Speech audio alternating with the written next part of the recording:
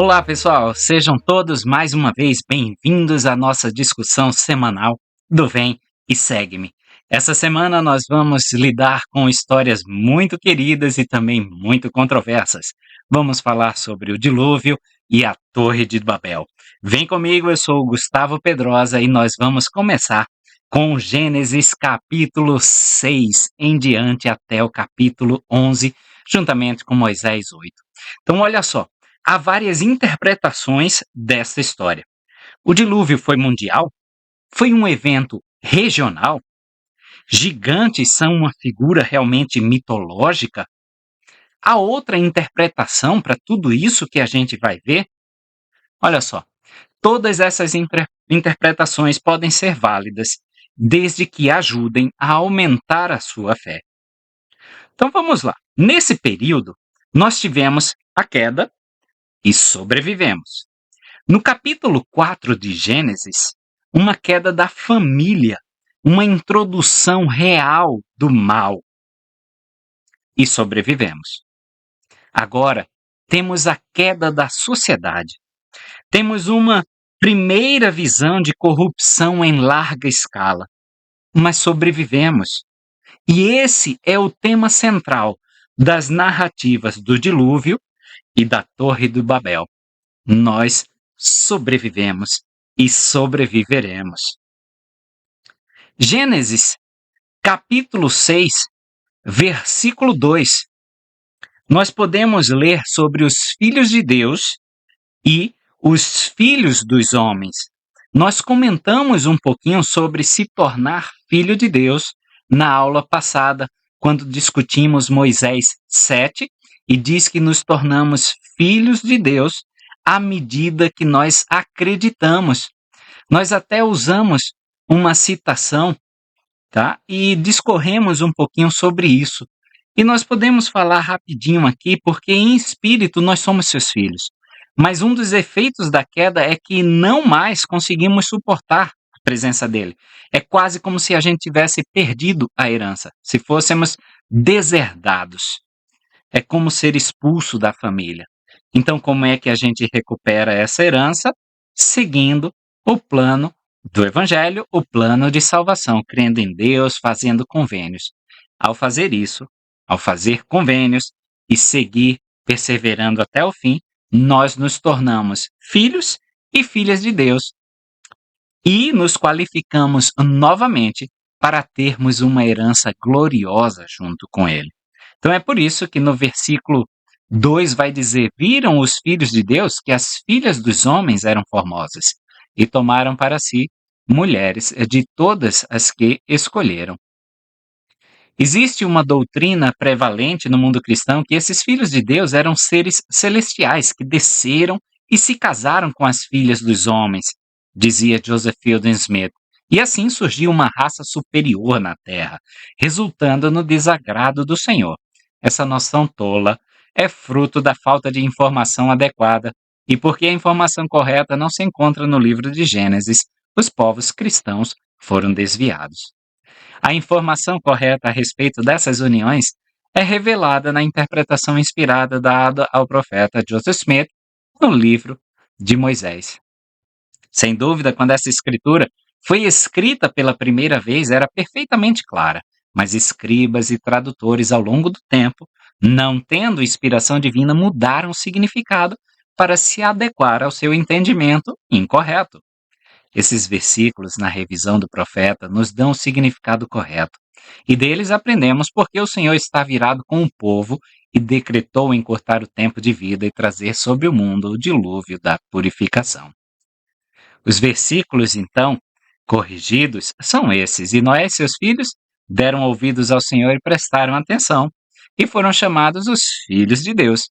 E quando esses homens começaram a se multiplicar sobre a face da terra, e lhes nasceram filhas, os filhos dos homens viram que essas filhas eram formosas e tomaram para si esposas segundo a sua escolha. E o Senhor disse a Noé: as filhas de teus filhos se venderam, pois eis que a minha ira se acendeu contra os filhos dos homens, porque não querem dar ouvidos à minha voz. E aconteceu que Noé profetizou e ensinou as coisas de Deus, assim como foi no princípio, tá? Então, esse é o real sentido de filhos de Deus. Nós podemos ver um pouquinho mais, como já falamos, em Moisés 6:68 e Moisés 8:13. Então, não é só aí um membro da igreja, um membro do convênio se casando fora do convênio, mas alguém que se comportava como um filho de Deus, alguém que realmente era um filho de Deus. Nós podemos ver em Moisés, capítulo 8, Moisés na pérola de grande valor, capítulo 8, versículo 21. E também, depois de ouvi-lo, chegaram diante dele, dizendo: Eis que somos os filhos de Deus. Não temos tomado para nós as filhas dos homens? Não estamos comendo e bebendo e casando-nos e dando em casamento? E nossas mulheres nos dão filhos e os mesmos são homens poderosos, semelhantes aos homens da antiguidade, homens de grande renome. E não deram ouvidos às palavras de Noé. Então a gente pode aqui se lembrar da serpente, Satanás, se fazendo passar pelo Messias, assim como eles estavam dizendo: Nós não somos filhos de Deus? Eis que somos os filhos de Deus. Então, às vezes, nós nos passamos ou passamos uma imagem de uma coisa para fazer totalmente o que é oposto ao plano do Senhor. E a iniquidade, ela termina sendo contagiosa. Nós vivemos, alguns anos atrás, uma pandemia onde um vírus se espalhou para toda a população. E foi mais ou menos isso que aconteceu com a iniquidade. Então, Gênesis 6, capítulo 6, versículo 3. Então disse o Senhor: O meu espírito não permanecerá para sempre no homem, porque ele também é carne, porém os seus dias serão 120 anos. Meu espírito, numa tradução talvez mais próxima do hebraico, é não terá força, yadon, em hebraico. É quase uma ideia de que se perder o Espírito de Deus, vai se perder a força, tanto espiritual quanto temporal. Muitos vão interpretar esse versículo como sendo aí os 120 anos um encurtamento da vida dos homens, para que eles não pequem tanto como vinha acontecendo naquela época. Outros vão encarar esse versículo, esses 120 anos, com o período que Noé iria pregar antes de chegar o dilúvio, antes da enchente chegar, como nós podemos ver um pouquinho em Moisés, capítulo 8, então na pérola de grande valor, Moisés 8, versículo 17. E o Senhor disse a Noé: O meu espírito não permanecerá para sempre no homem, pois ele saberá que toda carne há de morrer. Contudo, seus dias serão 120 anos, e se os homens não se arrependerem, enviarei enchentes sobre eles. E mais tarde, Pedro, ele vai fazer alusão a isso em 1 Pedro, capítulo 3, versículo 20, referindo-se a ele como quando a longanimidade de Deus esperava. Então, talvez a longanimidade de Deus estava esperando justamente esses 120 anos, tá? Na literatura dessa época, nós temos vários textos que relatam a busca por imortalidade. Por exemplo, a epopeia de Gilgamesh. Talvez o Senhor esteja justamente dizendo que nós, a humanidade, nós somos mortais, que a imortalidade só se consegue por meio dele. Este é um período probatório e os homens querem prolongar esse estágio. Para quê? Qual é o propósito de se prolongar esta mortalidade? Tá? Gênesis, capítulo 6, versículo 4. Havia naqueles dias gigantes na terra, e também depois, quando os filhos de Deus se achegaram às filhas dos homens e delas geraram filhos. Esses eram os valentes que houve na antiguidade, os homens de fama. Então, esses gigantes na terra, a gente pode cruzar com Números 13:33, Deuteronômio 2, 10 e 11. Eram grandes guerreiros, heróis, Pode ser simbólico, representando aí a pequenez daqueles que lutam contra eles. Na tradição judaica, representam reis e governantes opressivos. Esses gigantes queriam tirar a vida de Noé, como a gente pode ver em Moisés 8, 18 a 19. Mais uma vez lá, pérola de grande valor. Moisés 8, 18 a 19. E naqueles dias havia gigantes na terra. Eles procuraram Noé para tirar-lhe a vida, mas o Senhor estava com Noé, e o poder de Deus estava sobre ele. E o Senhor ordenou Noé segundo sua própria ordem e mandou que ele fosse anunciar seu evangelho aos filhos dos homens, sim, tal como foi dado a Enoque. Eram reis, talvez, que queriam expulsar os profetas, pois eles não encontravam nada do que ensinavam agradável à vista desses poderosos. Aparece também esses gigantes no apócrifo Sabedoria, capítulo 14, versículo 6, que diz: quando na origem dos tempos fizestes perecer gigantes orgulhosos. Então pode ser aquele que se enaltece no seu próprio orgulho, tá? Noé, Joseph Smith associava Noé a Gabriel, o anjo, e significava homem de Deus. Noé, portanto, aparece a Daniel e profetiza o nascimento de Cristo, como o anjo Gabriel, Daniel 9, 20 a 27. Ainda falando sobre gigantes, deriva do hebraico Nafal. Significa literalmente, se formos traduzir ao pé da letra, nascido da terra, decaídos. As traduções da Septuaginta é que verteram aí o termo para gigantes, tá? Mas talvez sejam nascidos do mundanismo, nascidos do homem, da humanidade, do homem natural. A gente precisa também lembrar do presidente Nelson fortalecendo a igreja no lar até chegar essa enchente. A igreja com 2 horas, por exemplo, a ministração, o vem e segue-me. Podemos ver em Moisés 8, 17 e 20. Parece que nós ecoamos a mesma mensagem, né? Versículo 20, o 17 a gente já leu. E aconteceu que Noé clamou aos filhos dos homens para que se arrependessem, mas eles não deram ouvidos às suas palavras.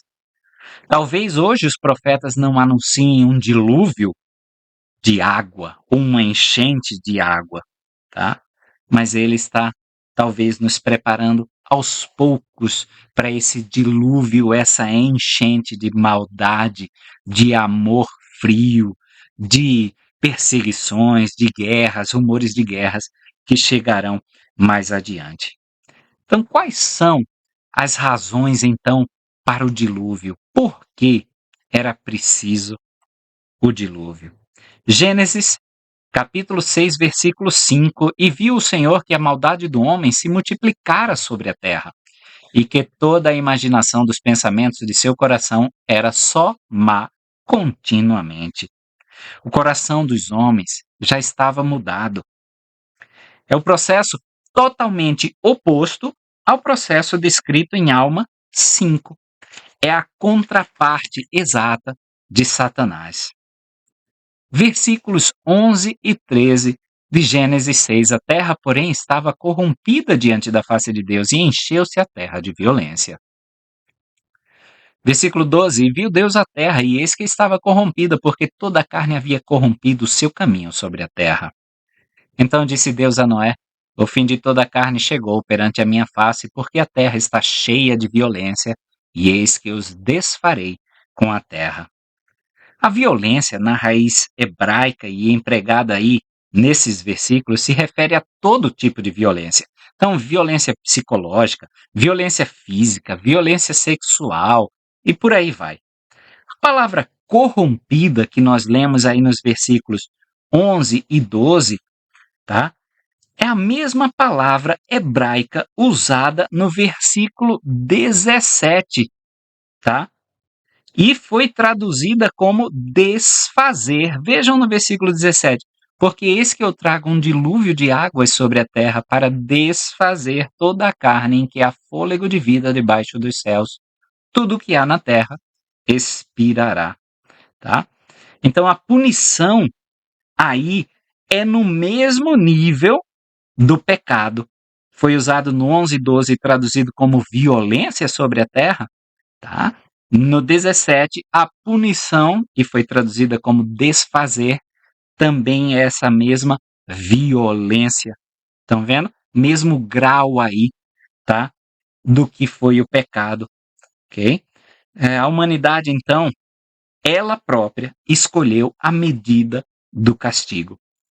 O pecado encobriu tudo, então, né, na terra. As águas do dilúvio também cobriram tudo. Do mesmo jeito que a terra foi envolta em pecado, a terra foi envolta em águas para desfazer essa violência. Moisés, capítulo 8, versículos 23 e 24, encontramos o seguinte: aconteceu que Noé continuou a sua pregação ao povo, dizendo: escutai e dai ouvidos às minhas palavras. Acreditai e arrependei-vos de vossos pecados, e batizai-vos em nome de Jesus Cristo, Filho de Deus, assim como nossos pais. E recebereis o Espírito Santo, a fim de que todas as coisas se manifestem a vós. E, se não o fizerdes, as enchentes vos sobrevirão, não obstante, eles não deram ouvidos. A escolha aí apresentada ao povo era entre dois tipos de águas, ou duas águas: batismo ou dilúvio. Noé, ele não desistiu de pregar. Foram os primeiros princípios e ordenanças do evangelho delineados aí no versículo 24. Fé no Senhor Jesus Cristo, arrependimento, batismo, dom do Espírito Santo, tá? Voltemos para Gênesis, capítulo 6, versículo 6. E arrependeu-se o Senhor de haver feito um homem sobre a terra, e pesou-lhe em seu coração. Arrependeu-se, a gente pode ver e cruzar aí com Moisés 8, os versículos 25 e 26, tá? Que vão dizer assim: e Noé sentiu pesar e doeu-lhe o coração, por ter o Senhor formado o homem da terra. E isso lhe afligiu o coração. E o Senhor disse: farei desaparecer o homem a quem criei da face da terra. E aí continua: pois Noé sentiu pesar por eu tê-los criado e tê-los feito, e invocou-me porque tentaram tirar-lhe a vida. Nós também podemos ver a tradução de Joseph Smith de Gênesis, capítulo 8, versículo 13. Também dá para a gente ter uma ideia e diz: e arrependeu-se Noé e doeu-lhe o seu coração por haver o Senhor feito o homem. Tá? Em hebraico é Nachem, que é também traduzida como consolo, conforto. Foi assim que Deus e Noé viram o dilúvio como um equilíbrio entre justiça e misericórdia. Tá? Da mesma forma que teve esse pesar, esse arrependimento, a mesma palavra é usada para consolo, conforto, talvez as duas faces de uma mesma moeda. Gênesis 6, versículos 8 e 9. Noé, porém, achou graça aos olhos do Senhor. Estas são as gerações de Noé. Noé era um homem justo e perfeito em suas gerações. Noé andava com Deus. A gente já viu alguém que andava com Deus, era o Enoque, né? E da mesma forma que a gente hoje fica esperto com quem nossos filhos andam, porque andar com essa pessoa você pode tirar referências, pode ser influenciado. Então Noé e Enoque, eles eram influenciados, eles tinham os maneirismos, pensavam igual a Deus, tinham os mesmos costumes de Deus. E a palavra perfeito citado aí é completo, inteiro, íntegro, a gente pode aprender um pouquinho mais sobre essa palavra se voltarmos para a pérola de grande valor, Moisés, capítulo 8, versículo 27, que também fala que ele era perfeito em sua geração, tá?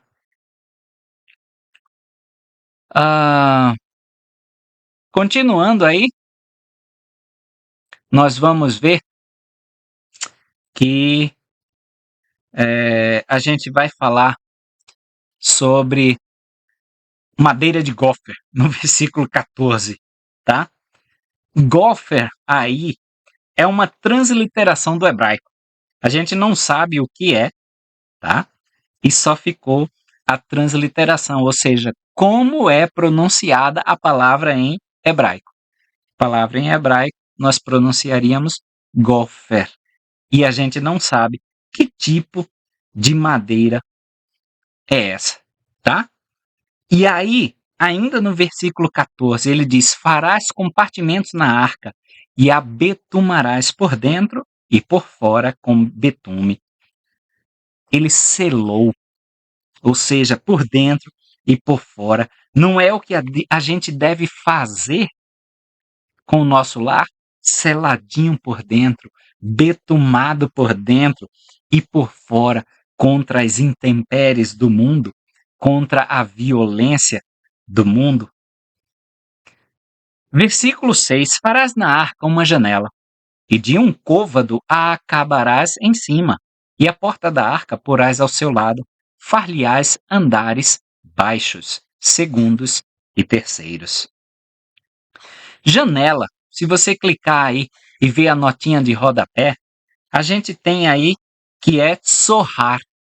Alguns rabinos acreditavam que era uma pedra preciosa que brilhava na arca, Éter 2, 23 e 24. Pode ser aí traduzido também como meio-dia, o tempo específico do dia, ou em um sorriso com um brilho de felicidade, tá? No Talmud babilônico, um comentarista judeu observa o seguinte: coloque dentro pedras preciosas e joias para que te deem luz, tão brilhante quanto o meio-dia. Seria essa a instrução do Senhor para Noé. Em Éter, capítulo 6, 7, nós vamos ler também que aquelas barcas que os jareditas construídos eram ajustados, tight em inglês, fechados, apertados, como a arca de Noé, tá? Então Jared, ele estava seguindo o padrão da arca de Noé, pois nos registros mais antigos da raça humana, a arca parece ter sido iluminada por tais pedras brilhantes. Foi isso que Hugh Nibley falou. Você pode conferir a história do irmão de Jared no livro de Mórmon em Éter 2, 23, em diante até o capítulo 3, versículo 6. Então, muitas vezes, tá? A gente pode ficar se questionando como é que Jared teve essa ideia de pegar pedras para elas brilharem. Talvez não tenha sido uma ideia nada nova. Era isso que já estava registrado. Era isso que havia sido feito desde a arca de Noé. As tradições rabínicas contam que Deus colocou sua luz em uma pedra e entregou a Adão antes de sua expulsão para que ele usufruísse sempre da luz de Deus. Essa pedra seria passada de geração a geração até Noé, e foi esta pedra que ele usou na arca. Também conta a tradição dizendo que essa pedra foi passada a Moisés, que fazia iluminar o tabernáculo com ela. Tá? O próprio Salvador faz referência a esse tempo de Noé, comparando com o fim da mortalidade em Lucas 17, 26 a 27. Este é o tempo para se preparar. Essa é a mensagem da história. Estejam preparados. Ainda vimos que ele pediu para fazer andares baixos e andares altos, segundos e terceiros. É a estrutura dos templos.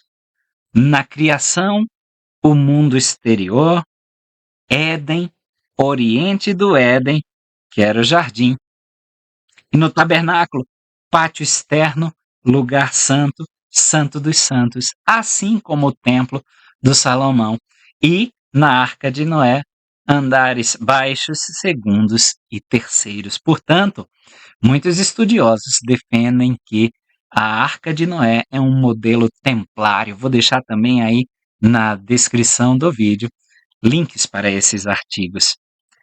Gênesis 6:18. Mas contigo estabelecerei o meu convênio, e tu entrarás na arca, e os teus filhos, e a tua mulher, e as mulheres de teus filhos contigo.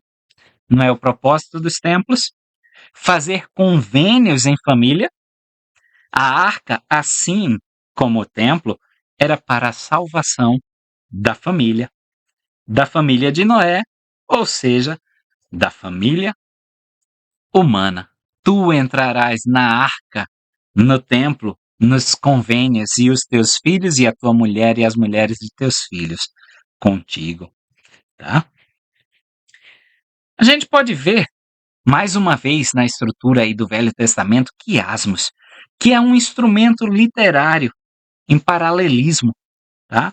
E um paralelismo invertido. Tem esse nome derivado da letra grega que a gente usa como X, tá? X. O começo da história tem um tema similar ao final da história. Nas escrituras era como se o primeiro versículo fosse parecido com o último, o segundo com o penúltimo e por aí vai. No centro do quiasmo está a ideia focal, a ideia mais importante. A gente pode até comparar, tá, como um hambúrguer montado, então, pão, queijo, carne, que seria o central, queijo ou molho e pão novamente, tendo o ponto central aí no centro desse quiasma. O capítulo 8 de Gênesis é o centro do quiasma que nós estamos estudando. A ideia central é lá no capítulo 8. E lembrou-se Deus de Noé. Eles ainda estavam no meio daquela experiência. Na visão que Enoque tem desse período, ele diz que o Senhor sorriu diante dela da arca. Nós lemos isso. E segurou-a em sua própria mão. Moisés 7:43. Tá? Então vamos para Gênesis capítulo 8 agora. Versículo 11. E a pomba voltou a ele à tarde, e eis, arrancada, uma folha de oliveira no seu bico, e soube Noé que as águas tinham minguado sobre a terra. A oliveira é um símbolo aí para nova vida, renovação, recomeço. Era uma nova criação, uma recriação. Temos um paralelo, então, com a criação que nós já estudamos. O caos aquático, um vento passava sobre a terra como o Espírito de Deus que se movia sobre o caos no início, a terra seca, os animais, os humanos, e a mesma ordem dada a Adão e Eva, que encontramos no versículo 17. Todo animal que está contigo, de toda carne, de ave, de gado e de todo réptil que rasteja sobre a terra, traze para fora contigo, e povoem abundantemente a terra, e frutifiquem, e se multipliquem sobre a terra. Versículos 20 e 21. E edificou Noé um altar ao Senhor, e tomou de todo animal limpo e de toda ave limpa, e ofereceu holocaustos sobre o altar. E o Senhor cheirou o suave cheiro, e disse o Senhor em seu coração: não tornarei mais a amaldiçoar a terra por causa do homem, porque a imaginação do coração do homem é má desde a sua meninice, nem tornarei mais a destruir todo ser vivente como fiz. Holocaustos aí, vocês viram, o Senhor cheirou o suave cheiro. A definição de holocausto, segundo as escrituras, está lá em Levítico, capítulo 1, versículos 9 e 13. E se vocês forem para lá, vocês vão ver que holocausto é oferta de cheiro suave queimada ao Senhor. Comparem como Cristo foi o holocausto perfeito em Efésios 5:2, quando Paulo diz que Cristo se ofereceu como essa oferta de cheiro suave. Na tradução de Joseph Smith, em Gênesis 9, 21 a 24, nós vemos a aliança do Senhor com o homem por meio do símbolo do arco-íris. É a mesma palavra para a arma de guerra, arco, tá? Aquela arma de guerra. Também é um símbolo de que Sião retornará. Talvez que o Senhor utilizará esse arco, essa arma de guerra para batalhar no final pelo seu povo, libertando-os, talvez. Em Gênesis, capítulo 9, versículos 11 a 15, nós podemos ler: E eu convosco estabeleço o meu convênio, que não será mais destruída toda a carne pelas águas do dilúvio, e que não haverá mais dilúvio para destruir a terra. E disse Deus: Este é o sinal do convênio que ponho entre mim e vós, e entre toda alma vivente que está convosco por gerações eternas. Versículo 13 a 15, o meu arco, a arma de guerra, arco-íris, pus na nuvem, e esse será por sinal do convênio entre mim e a terra. E acontecerá que quando eu trouxer nuvens sobre a terra, aparecerá o arco nas nuvens. Então me lembrarei do meu convênio, que está entre mim e vós, e entre toda a alma vivente de toda a carne, e as águas não se tornarão mais em dilúvio para destruir toda a carne. Essa é uma confirmação do convênio que já havia sido feito com Enoque, de que traria a Sião de volta. Ainda no capítulo 9, vamos ter uma atençãozinha a essa história que parece meio estranha, do versículo 20 a 25. E começou Noé a ser lavrador da terra e plantou uma vinha, e bebeu do vinho e embebedou-se e descobriu-se no meio de sua tenda. E viu Cão, o pai de Canaã, a nudez do seu pai, e fê-lo saber fora a ambos seus irmãos. E então tomaram Sem e Jafé uma capa, e puseram-na sobre ambos os seus ombros, e indo virados para trás, cobriram a nudez do seu pai, e os seus rostos estavam virados, de maneira que não viram a nudez do seu pai. E despertou Noé do seu vinho, e soube o que seu filho menor lhe fizera, e disse: Maldito seja Canaã, servo dos servos, seja aos seus irmãos. Parece aí uma tentativa do autor deste capítulo de colocá-lo numa situação semelhante à de Adão, ou seja, cultivando a terra, como vocês viram aí, começou Noé a ser lavrador da terra, tá? E depois ele termina se corrompendo com o fruto dessa terra. Plantou uma vinha, bebeu do vinho e embebedou-se. Da mesma forma que Adão cultivava o jardim e ele foi contaminado pelo fruto do jardim. Joseph Smith aponta que Noé não estava bêbado, mas ele estava em visão e não estava nu. Estava sem as vestimentas externas dentro da tenda de Jeová. Canaã é assemelhado à serpente primordial no Zoar, que foi amaldiçoada por Deus no jardim do Éden. E qual foi o pecado? É um paralelo aí à transgressão de Adão e Eva. Sem o convite adequado, Cão se aproxima das cortinas da tenda de Jeová, que estava literalmente descoberta ou no meio da tenda, no que pode ter sido parte de um esforço de roubar o garment do sacerdócio de Noé e usurpar sua autoridade. Então, talvez essa seja a história. Noé estava então descoberto sem as vestimentas externas, com o garment do santo sacerdócio à mostra, no meio da tenda, em visão, na tenda de Jeová. E aí, sem convite, Cão vai tentar usurpar isso. E o Nible ainda defende que eles tentaram até fazer cópias dessas vestimentas sagradas de Noé. Gênesis 10, então, é a tabela das nações. Basicamente mostra o cumprimento do convênio de Deus com Noé. Também há uma menção a Nimrod, vocês podem ver no versículo 8. E Cush gerou Nimrod, esse começou a ser poderoso na terra. tá? E aí, Hugh Nibley também defende que Nimrod era um caçador poderoso porque possuía uma dessas cópias do Garment sagrado, tá? Ele aparece no livro de Mórmon, tá? Dando nome a um vale onde as famílias de Jared e o seu irmão se estabeleceram.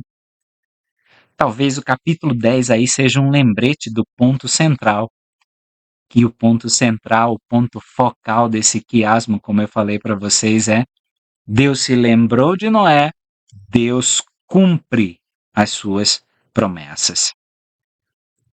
A gente vai falar um pouquinho sobre Babel 10. É uma outra palavra em hebraico para Babilônia. Vem de uma palavra do acádio antigo que significa porta dos deuses ou porta para os deuses. Gênesis 11, versículo 1. E era toda a terra de uma mesma língua e de uma mesma fala. Toda a terra aí, Eretz, pode ter um significado global, generalizado ou local, como um país, uma região. Na Bíblia do King James, do rei Tiago, né, é usado até mesmo para solo e chão da casa, ok? Então pode sim ter sido um evento local, não um evento em nível global, tá? Versículo 2. E aconteceu que, partindo eles do Oriente, acharam um vale na terra de Sinear e habitaram ali. Sinear, presume-se que é localizado na Mesopotâmia, que nos dias de hoje seria o Iraque. Versículo 3. E disseram uns aos outros, vinde, façamos tijolos e queimemo-los bem. E foi-lhes o tijolo por pedra e o betume por cal. Porque o autor dedica um versículo inteiro a falar sobre tijolo queimado. Talvez a razão para o autor ter dedicado um versículo inteiro, tá? Era porque justamente esses tijolos eram queimados. Era uma característica importante porque na Israel antiga não se queimava os tijolos, já que eles tinham acesso à pedra. Para uma construção importante, eles usavam a pedra. Para construções domésticas, usavam um tijolo feito de palha e lama seca ao sol. Como aí no sul da Mesopotâmia não tinha acesso fácil a pedras, eles usavam então os tijolos queimados em construções importantes. Era uma boa tecnologia nos anos 3500 antes de Cristo. Esse betume mencionado aí seria como um piche para impermeabilizar. Isso pode nos dar uma ideia do quão importante era essa torre para eles, tá?